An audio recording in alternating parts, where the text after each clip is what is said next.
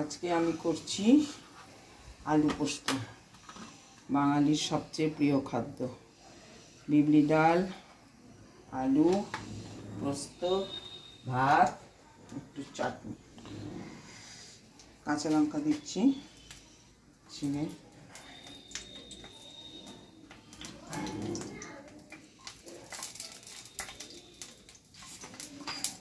পাঁচফোড়ন দেবো,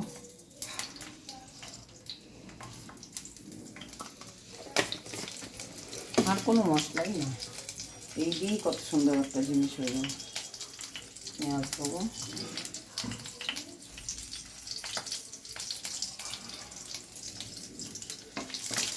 হালকা দিতে সেদ্ধ করে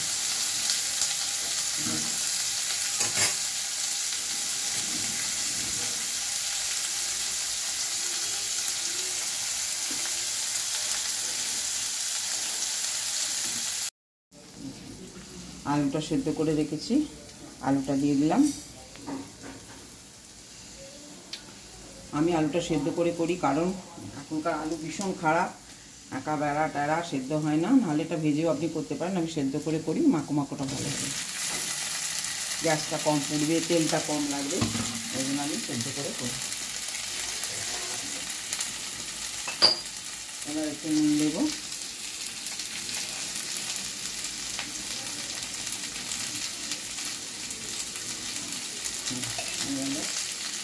শুকনো লঙ্কা দেবো, কাঁচা লঙ্কা দিয়েছি, শুকনো লঙ্কা দিচ্ছি, পোস্ত একটু ঝাল ভালো লাগে।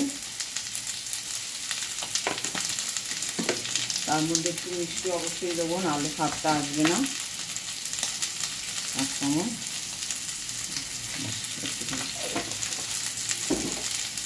দিয়ে এখন ঢালবো।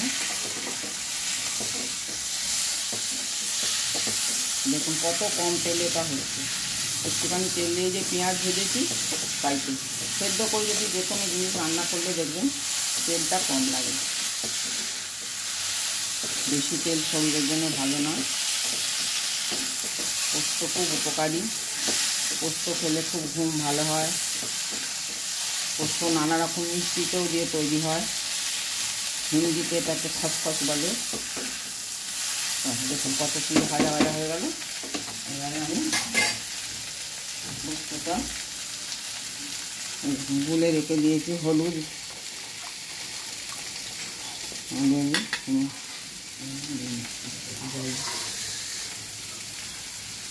ঢেলে দিই, খুব কম টাইমের মধ্যে এটা ভালো আর এবং সকলের খুব প্রিয় খাদ্য।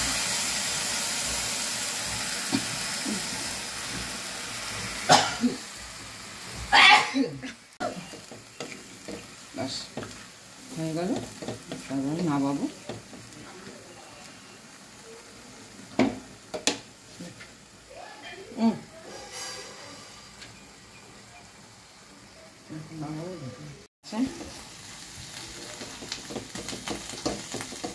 এখন আলুগুলো বড় করেছিলাম, কেটে ছোটো ছোটো পুরো মাখো করে দিলাম,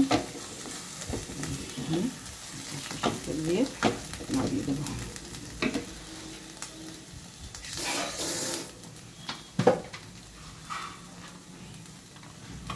সরষের তেল ছড়িয়ে দিলাম একটু, ব্যাস।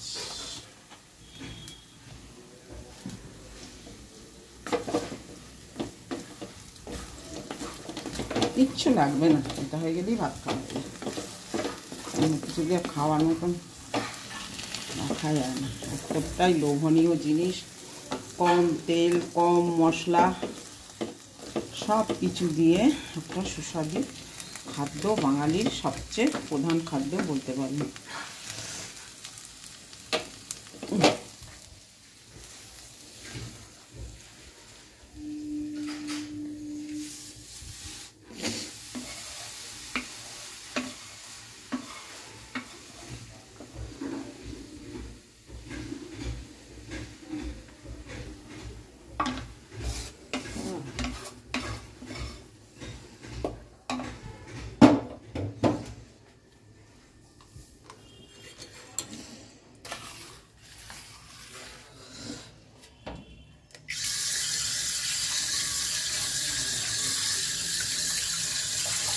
উপর থেকে এখান থেকে তোল ছড়িটা